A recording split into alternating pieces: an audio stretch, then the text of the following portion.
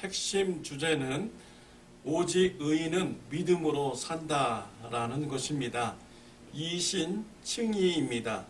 믿음으로 의롭다함을 칭함을 받는다라는 것입니다.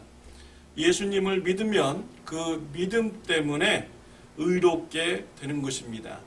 우리의 행위로 구원받는 것이 아니라 믿음으로 하나님의 은혜 가운데 구원을 받게 되는 것입니다. 이러한 하나님의 은혜로 의롭다함을 칭함 받으셨습니까? 구원 받으셨습니까? 주님의 은혜에 감사하는 저와 여러분들이 되시길 바랍니다. 이와 같은 좋은 하나님의 은혜를 이웃들에게 전하여서 이웃들도 구원받는 축복이 임하게 하는 저와 여러분들이 되시기를 바랍니다. 이런 하나님의 복음의 말씀을 듣지 않는 자들에게는 하나님의 진노가 임합니다. 하나님의 진노는 죄인들이 죄를 짓도록 내버려 두시는 것입니다. 그래서 어제 본문 말씀을 통해서는 죄인들이 죄 가운데 있으며 우상 숭배하는 이런 죄를 짓는 것을 우리가 말씀을 통해서 우리가 읽었습니다. 오늘 본문에서는 하나님의 진노를 구체적으로 말씀을 주시고 있습니다.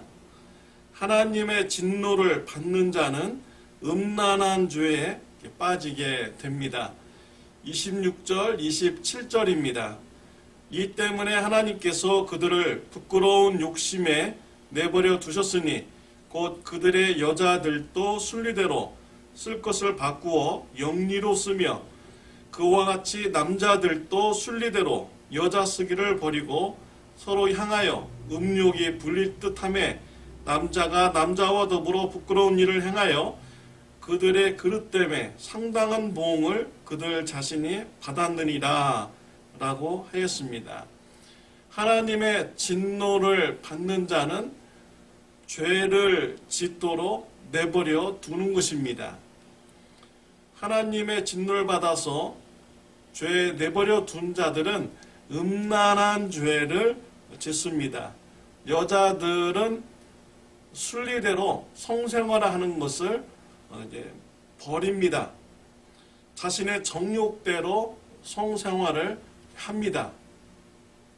남자들도 순리대로 성생활을 하지 않고 남자와 더불어서 동성연애를 하게 됩니다.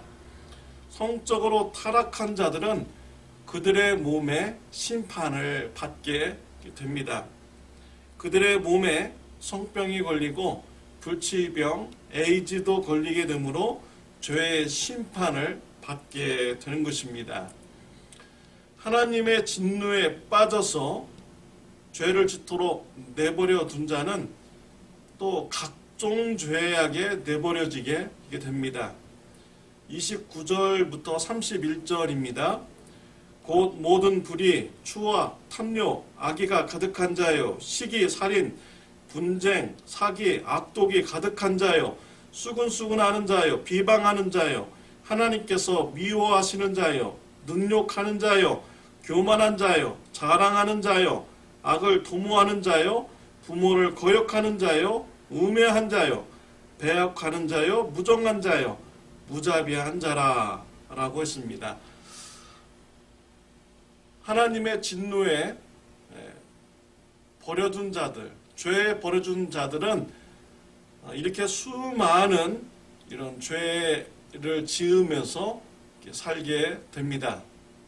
수많은 죄의 목록이 있는데 크게 두 가지로 이렇게 나눌 수가 있죠. 개인적인 이런 죄와 공동체적인 죄로 구분할 수가 있습니다. 개인적인 죄는요, 불의, 추악, 탐욕, 악의의 목록입니다.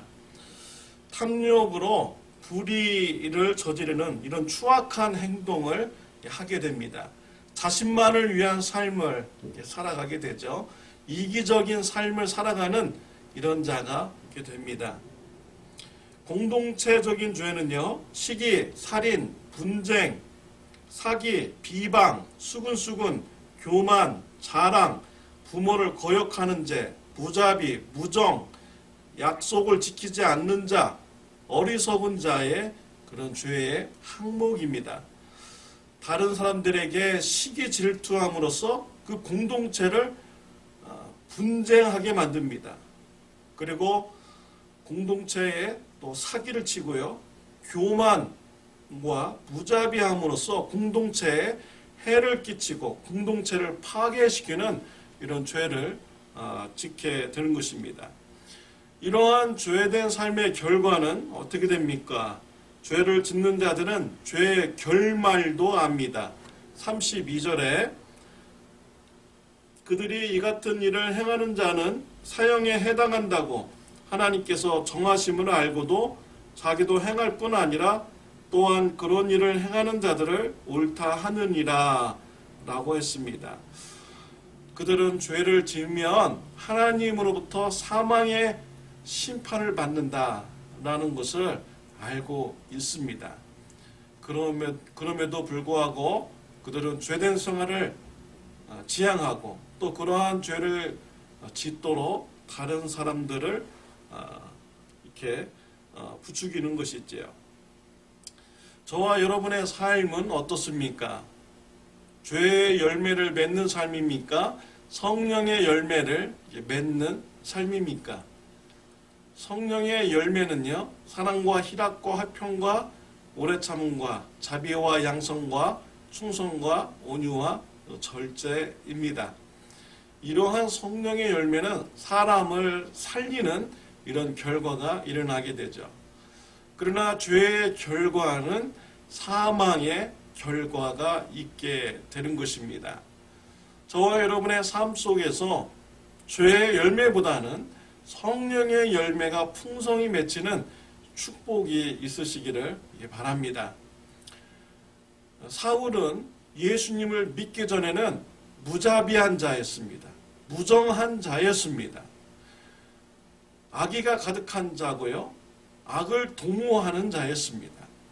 그래서 예수님 믿는 스데반을 돌로 쳐서 죽이는 이러한 일에 협조하고 증인으로 서는 자가 되었습니다.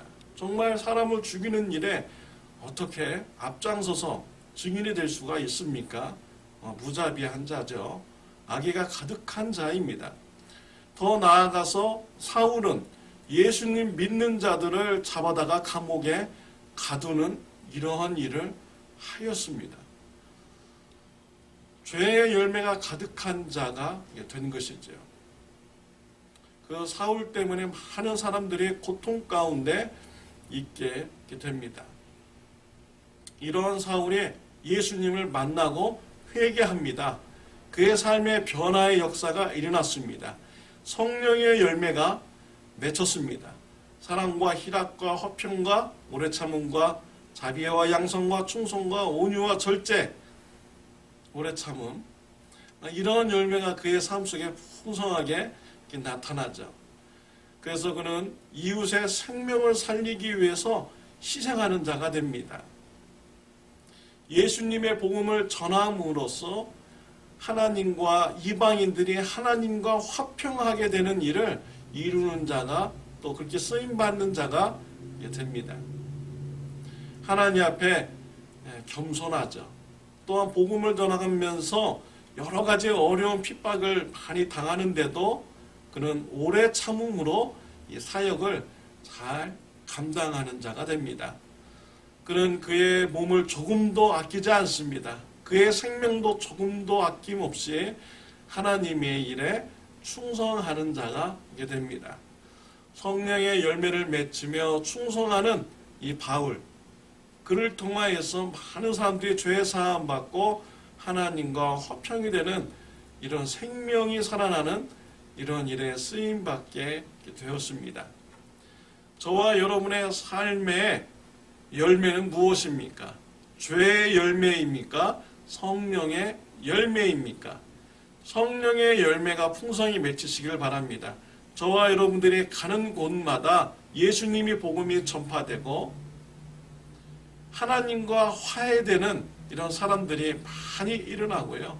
생명이 살아나는 이런 귀한 열매가 많이 나타나는 삶의 축복이 저와 여러분들에게 있으시기를 바랍니다. 기도드리겠습니다. 하나님 아버지 감사합니다. 우리가 죄의 열매로 가득한 자인데 우리를 불쌍히 여겨주시고 예수님을 믿는 은혜로 구원받게 해주시니 하나님 감사합니다. 의롭다 칭함을 받게 해주셔서 감사합니다. 성령의 열매가 맺히는 자로 사용해 주셔서 감사합니다. 성령의 열매가 더욱더 풍성히 맺혀서 저와 우리 성도님들이 가는 길에 예수님의 복음이 전파되고 화평이 이루어지며 생명이 살아나는 귀한 일이 일어날 수 있도록 축복하여 주옵소서. 예수님의 이름으로 기도드렸습니다. 아멘.